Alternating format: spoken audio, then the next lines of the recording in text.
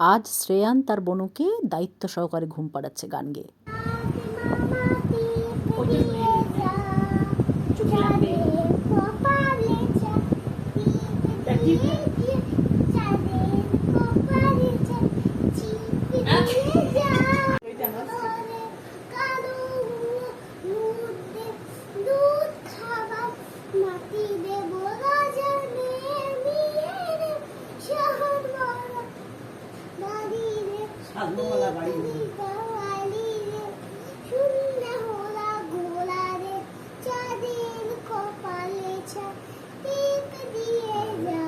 দাদা আমি গান শুনতে বলেছি।